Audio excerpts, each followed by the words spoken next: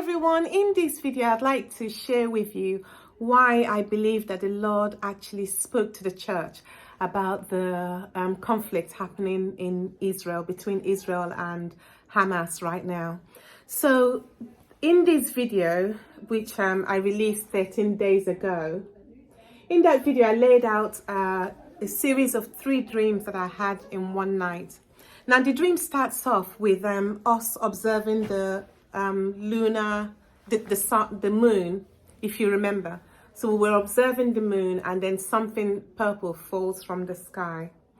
I now believe that observation of the moon is actually the observation of the feast. Because if you remember, in that dream, I was accompanied by a man called Abi, and his name, I told you, always when he's in my dream, it's the name that I'm paying attention to, and his name refers to feasts or the new year. I mentioned that in the dream, in the video, which I'll play in a minute. And their name means a child that is born in the new year, or a child that is born during a festive time.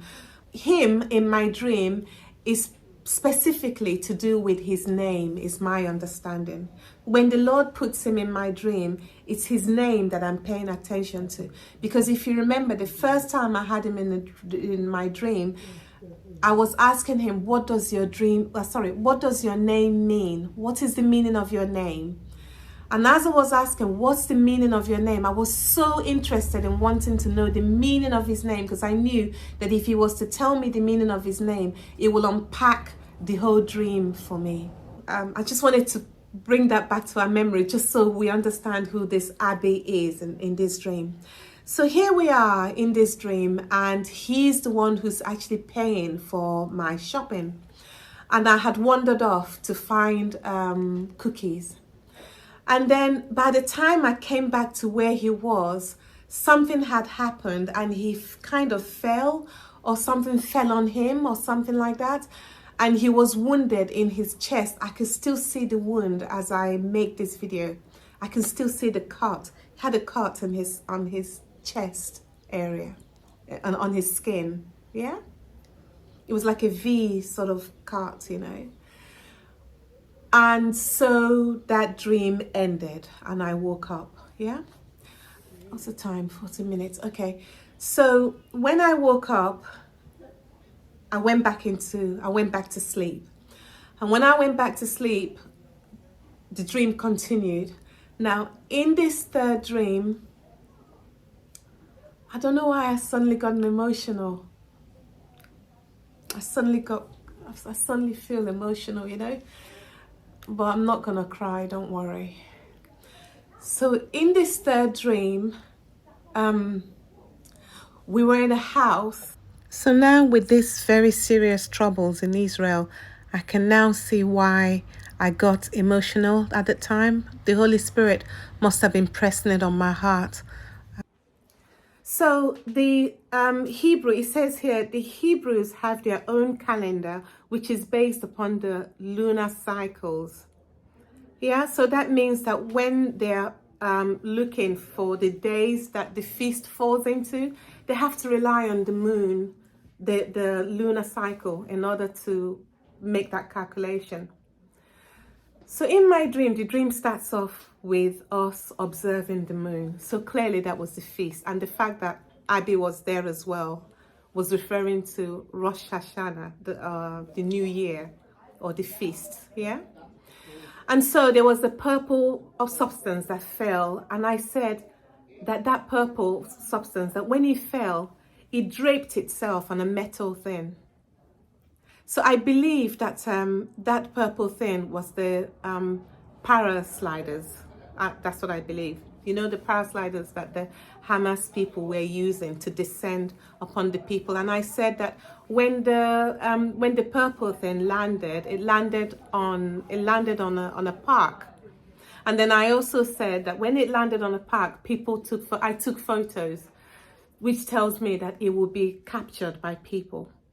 Now, if you look at the narrative that's happening, you will notice that if it wasn't for the fact that people were able to capture these these, the attacks on videos, on, their smartphone videos, if it wasn't for the fact that they were able to capture the horrific things that was going on, or that happened on the first day of the attack, it would very easily be be buried under, basically, or there'll be narratives to basically say that the Israelis are doing XYZ.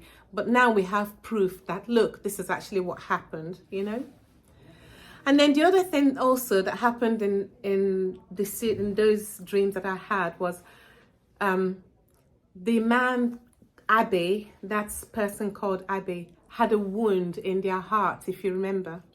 And I said that the wound was V, and I didn't understand why it was a V shape. Now, when I saw it as a V, it wasn't V like this. It was V like this. Yeah, it was going that way, V. But nevertheless, I described it as a V.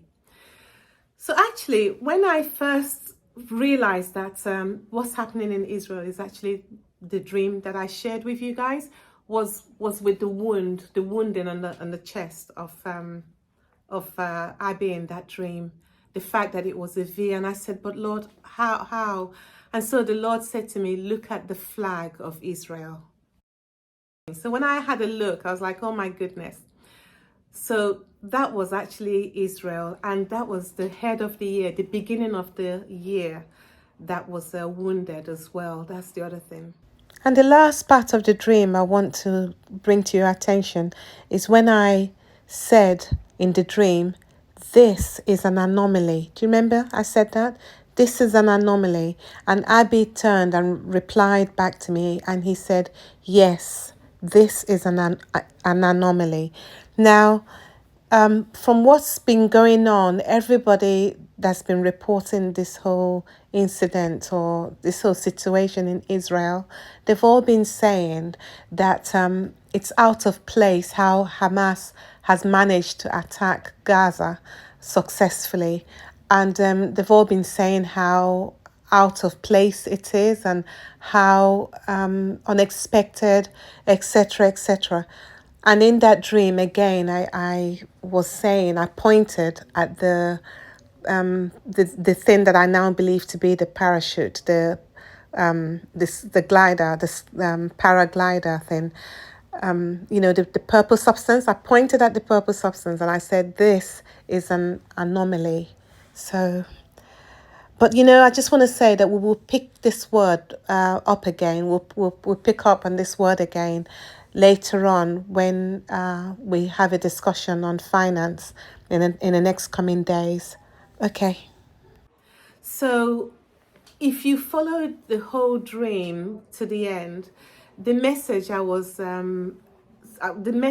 given in that dream was basically to call the church to wake up, that we're entering into the end of the days, basically. So this is the end of the end, sort of thing. So if Paul, during his time, was saying that we're in the end time, we're in the end of days, and Paul existed many years ago, then now we've actually entered the threshold of the ending of that ending that Paul talked about. Yeah, so I don't know what else to say, actually. I think I'll leave it here. Oh, I wanted to let you guys know that yesterday the Lord was speaking to me quite a bit about there's going to be an economic, a very, what's that word? Volatile, very shaky. It's not even shaky, but very collapsing sort of situation, event that's going to happen in the economy, in the financial realm. Okay, so but I'm pressing the Lord more on that with more understanding, and I hope in the next few days I'll make a video on that specifically. So I think the Lord is speaking to our generation, to us that are existing in these days, concerning what he's about to do, what he has started to do, and where he's going. Okay, and he's calling us to work with him, partner with him, walk his path, entering into the end times, you know, the end time events. And you know, I should have said this with that video. It was at the tip of my tongue to say it, but I didn't say it. And I've listened to the uncut version, and I don't think I said it in the uncut version. But you know, when I was making that video, the fact that Abby was wounded in his heart, I wanted to say, or rather, what was on my heart was, it's going to be a tough year. And I don't know if I've said it in one of my videos. I might have done. But it's not going to be a sweet year. It's going to be a tough year. But like I said in that video, I was saying the Lord is providing. He's giving provisions, and it's up to us to take those provisions and make kingdom preparations. So anyway, so that's quite important, you know, so that we're not caught unawares. It's easy to sit in your living room or in the comfort of your surrounding and watch a YouTube video, and you know, sometimes it can go over your head, or sometimes it goes from this ear and comes out from that ear. But you know, when reality hits and one is not positioned well or prepared, it's not a nice feeling, you know. But when somebody is prepared, then that person is in a position to help others, because you're fine. So what do? You spend your resources helping other people, you know. And the Lord wants us to be positioned as such to help other people, not to be caught unawares. Now, if you remember in I think the very last video, I did mention that the dream I shared with the fire, and I said that I was caught in the middle of it in the house, and the fire prevented my exit path. So that word exit path is very important to me. So I'm looking into that, praying about that, and by the grace of God, I will share that, any understanding I have on that, with you guys. And I thank God so much that I'm now a part of a Now Daily Bread prayer network.